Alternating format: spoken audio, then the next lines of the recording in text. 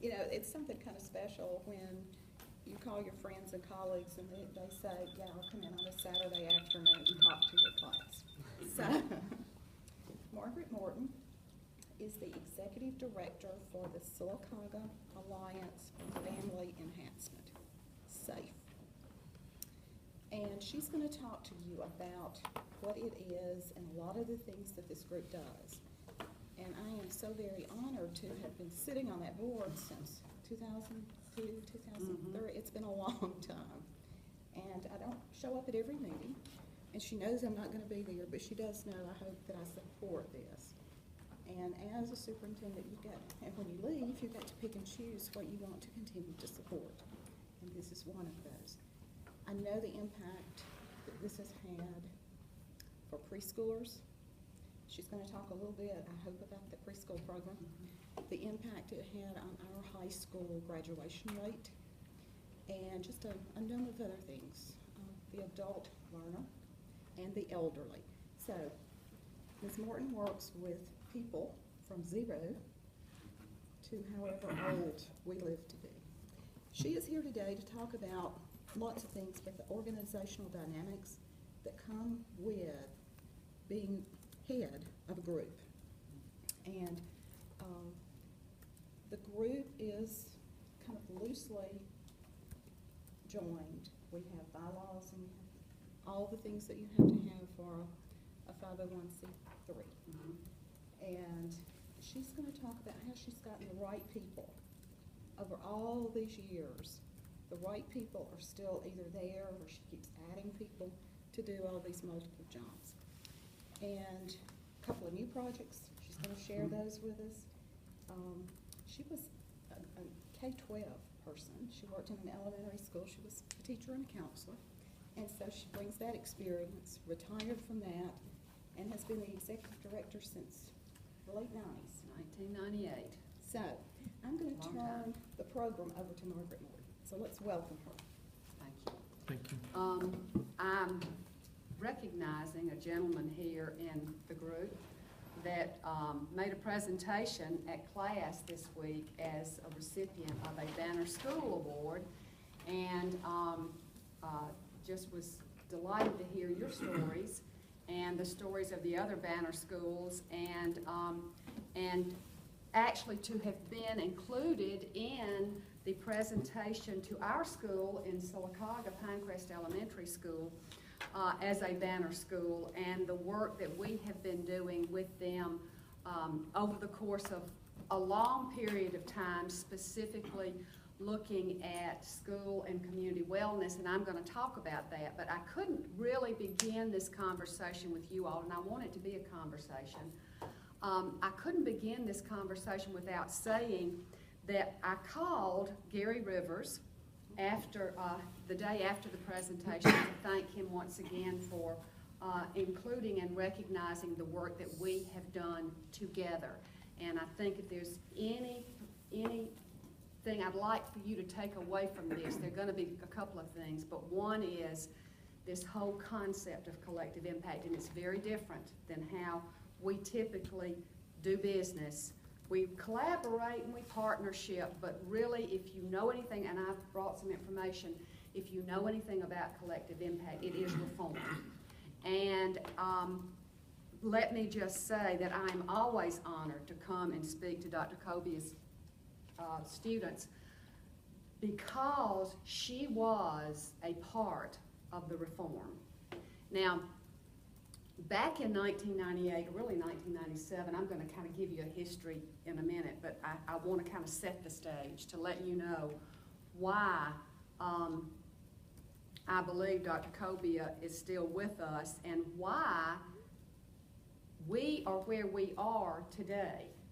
It is very difficult, and I'll just tell you, when you start talking about a family resource center, when you start talking about collective impact and what we like to call really dinner on the grounds, because everybody's got to bring what they're good at and they've got to be willing to share it. And that typically is the difficult part. It is difficult for people to wrap their arms around what is in it for me if I let go of what I own. And clearly, Dr. Cobia, in her role as superintendent, embraced it immediately. She got it. She got the importance of the fact that if nothing else, if we do it together, it can be more efficient, more effective, and cheaper.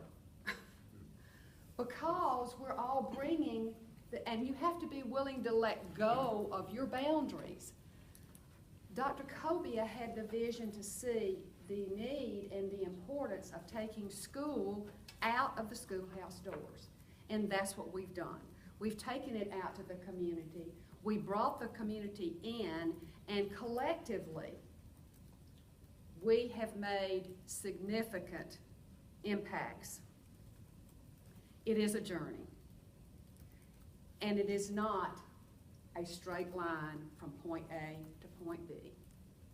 It's circular and spiral in nature because you move forward, you go back, you move forward, you go back. But none of that will ever happen if you don't have the right people at the table. And if the right people haven't come to the table with a common vision, and I'm going to talk about that in just a minute, but I want you to understand that you've got to be able to be a part of the solution, not always the solution. Now, as Dr. Cobia said, I came up in K-12 education. I've actually taught at the university level. I've been a guidance counselor. I've been a school psychometrist. I've been a special education teacher. I have been an elementary education teacher. And probably the most profound experiences I have ever had that have shaped my vision and beliefs was the role of guidance counselor and school psychometrist. And the reason that's the case is because in those positions, I was able to have the experience of that family coming to the table and trying to be all things to all people. Educators cannot be all things to all people. And I really feel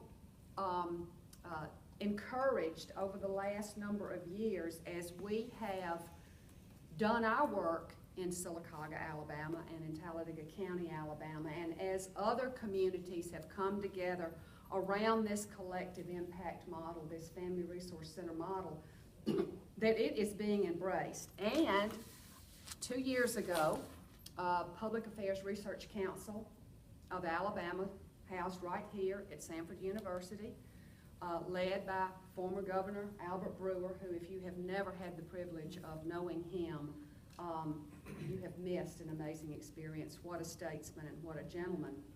And his ability, again, to recognize the value of this collective impact model. And so 2 years ago, PARCA at their annual meeting focused on the work of the Family Resource Centers across Alabama and what that was doing to impact education. We know, and Dr. Cobia was involved a number of years ago when she was superintendent in Sylacauga and actually led the charge in Talladega County along with Cindy Ellsbury, who was the superintendent of Talladega County, and some other leaders led the charge to bring people together to look at what is the key to our economic future.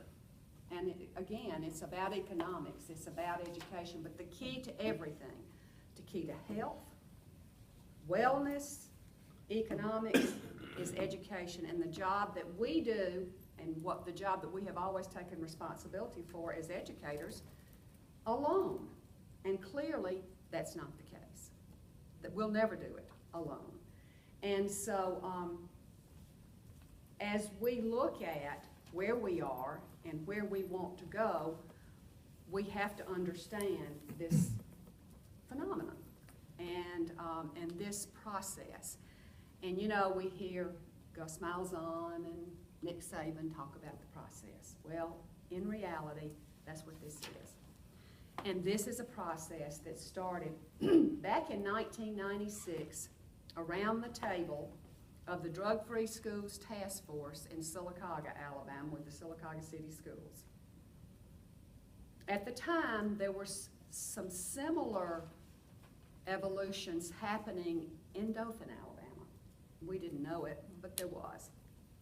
And there had been a movement in Florida, in Gainesville, Florida, that had taken a look at the fact that schools cannot be all things to all people, and what can we do to come together to support that family. We know that that child's best chance and greatest opportunity happens before they ever hit the schoolhouse doors. Just recently, I was privileged to participate in the Governor's Leadership Conference on Early Care and Education. And at that conference, it was a one-day, they brought in a neuropsychologist who spoke about brain development. Now, we've heard this story before, and we didn't listen about this story before until the medical community started talking about it. Till the medical community said that we've got a window of opportunity with brain development, and that window is birth to 5. Well, folks, what I heard the other day is that window is birth to 2. That is when the greatest amount of brain development occurs in a child. And what happens in that prenatally to 2 years of age sets the stage for what happens when they get to you all. And so it was really exciting to, and I wish that I had the PowerPoint that, or the videos that she showed, but they are doing some amazing research in neuroscience that looks at the child in terms of learning, and they're developing opportunities to really take a look at the brain. There's this new device, and they say one day it'll be like putting a little cap on a child's head, and you'll be able to see, is this child ready to learn to read? Is this child ready to do this? Is this child ready to do that? Some of the research that they were doing, that she talked about, was comparing children at 9 months old, and that learning and you know that, is happening at 9 months old, but you know, we've always heard that children that come from bilingual homes are at a disadvantage because they're trying to process 2 different languages. Well, in reality, that is totally false. They demonstrated that with 2 9-month-olds, one of the 9-month-olds was from Spanish and English, the other just English. And so they brought in, for both of the babies, it was amazing to me to watch this happen, an acrylic box that had a hole in one side and a ball. And so they put the box in front of both children, and they demonstrated putting the ball in the hole. Both children simultaneously pushed the box away initially and then got curious. And they both were able to eventually put the ball in the hole. Turn the box around so that the ball had to go in the other side of the box. Both children pushed the box away. The child from the English-speaking home only never figured it out. The child from the bilingual home went straight to the other side, immediately corrected, and went to the correct. And they've done this. This is not just a single study.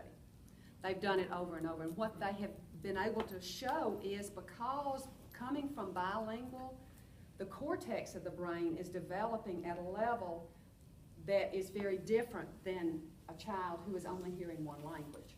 And clearly there is that brain that is with the synapse, and then there's the social brain.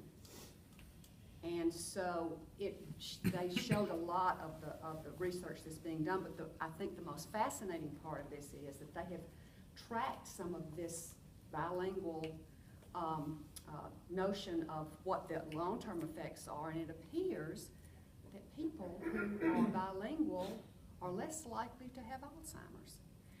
Reason being because other parts of the brain have been developed at a level that takes over. I'm not a neuropsychologist, but that basically takes over. So, armed with all of this information, and knowing that back in 1997 we didn't have this information, but realizing that Number one, we were a pretty doggone good school district.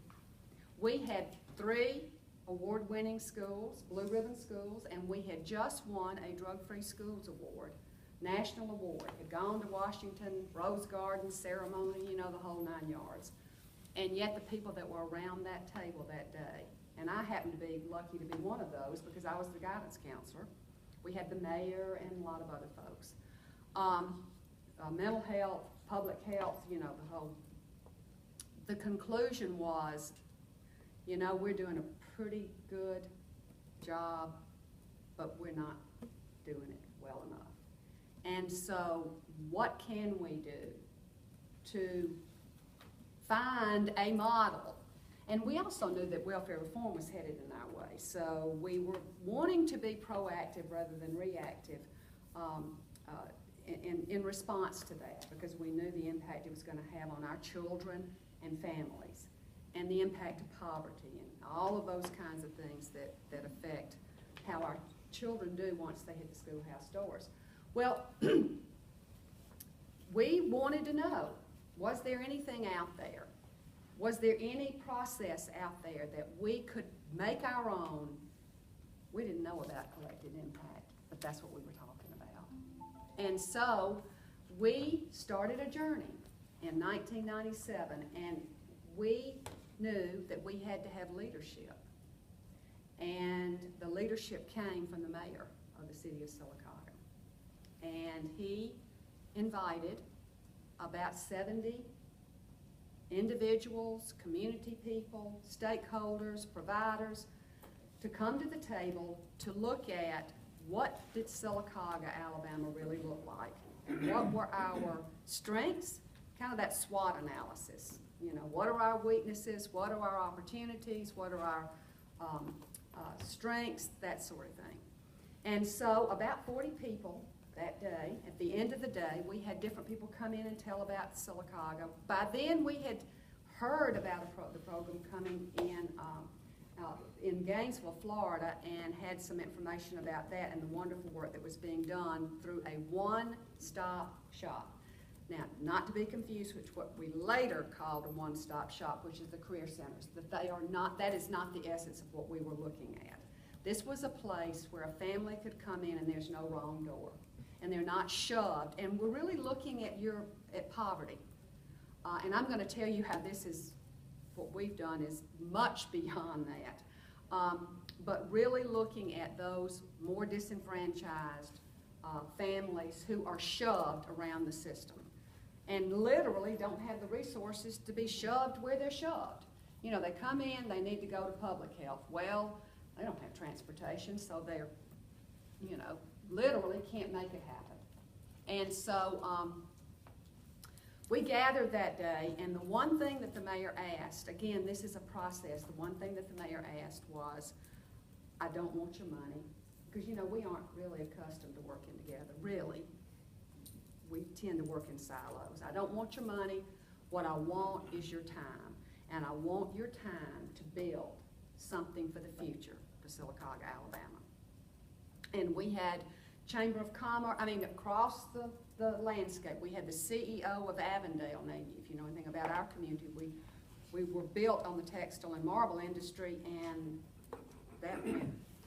But we have been positioned, thanks to a lot of work that Dr. Kobe has done and her husband as well. But again, everybody was at the table, and all we were asked to do is to sign a commitment. Yep, we'll give you some time.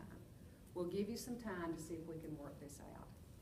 And fast forward, we went through a whole process of community assessment, focus groups. We went to the people. We didn't want to be sitting back in our chairs saying, oh, we know what you need, and we know what you want, and you know, we're going to figure it out for you, and then we're going to give it to you. And we hope you'll like it. It's our idea. That's not what we did, and that is not what we do now. At any rate, so over the course of time, we developed a common mission that we wanted to strengthen and support families, and we wanted to do it together. We didn't know, again, this collective impact. And we knew that education was the key. And so, with commitments from, again, as I talk about dinner dinner on the grounds, I mean that. Central Alabama Community College, Sylacauga City Schools, if you walked into the doors of SAFE at that time and now, you don't know who's who. You don't know who's mental health employee, you don't know, and it's not co-location, let me make that clear. It is cohabitation. It is intimately integrated across systems. It's not just at SAFE anymore. It's out in the community. And it has grown based on our ability to work together through a collective impact model. That was back in 1997. We opened our doors and we had basically case management, which is critical to this. It's meeting that person where they are. We know research tells us that the thing that makes us change is relationship. If we have a relationship with someone we trust, for example, if you're wanting to exercise more, or you're wanting to lose weight, or you're wanting to get a job, the influence is more of an influence of a relationship than it is of the fact that all these resources are out there and they're available. It's if you have a relationship that is built on trust and mutual respect, and that is key to the Family Resource Center model. And so we had, knowing that early intervention was critical, having identified that as a shared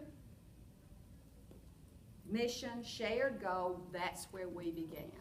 We had adult education that was provided by Central Alabama Community College there on site. But prior to that, the adult education program in Talladega County pretty much, well, at least on our end, was very disjointed. You might have one class over at Comer High School one night, you might have one over wherever another night. And so we located together and we worked together. You wouldn't know that that individual that's teaching those classes is paid for by Central Alabama Community College, or that mental health prevention specialist is paid for by mental health.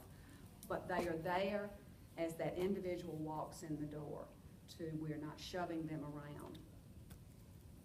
We knew we had some challenges. The challenges were transportation, the challenges were education, the challenges were childcare, the challenges were access. And I'll be honest with you, access continues to be a challenge.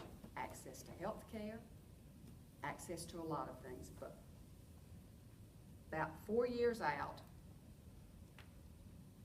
the city of Sylacauga came to us and said, our transportation program is going belly up. And it was. The annual fare box collection. Now we're rural, senior, and we're something else now I'll tell you about because that evolved over time, but we're rural and senior transportation. We're not, we're demand response. If you're an average citizen, I can ride public transportation for $2 a trip. If you're senior, it's $1 a trip. And then we have another program called JARC that doesn't cost you anything, but there are some stipulations there. However, when we took the program over, the annual fare box collection was $2,500. We transported probably about 10 folks. I mean, that was what we did. And they were only those 10 folks, only where they wanted to go. Now remember, that demand response, which means we ask you call a day ahead, but if we're not booked, it's okay. It's curb to curb. We do a little more than that with those folks that can't get out of their door on public transportation. This last year, our fare box collection was $90,000. Wow. Do you know what our community? Well, you know what our population in our community is? About 12,000. $90,000. Over 50% of the transportation that we provide is for employment. One of our goals. Get people trained and get people to work. Now, how did we do that? Well, we realized that people who don't have a job, and I need to write this down because I saw something on Facebook this morning I had to respond to.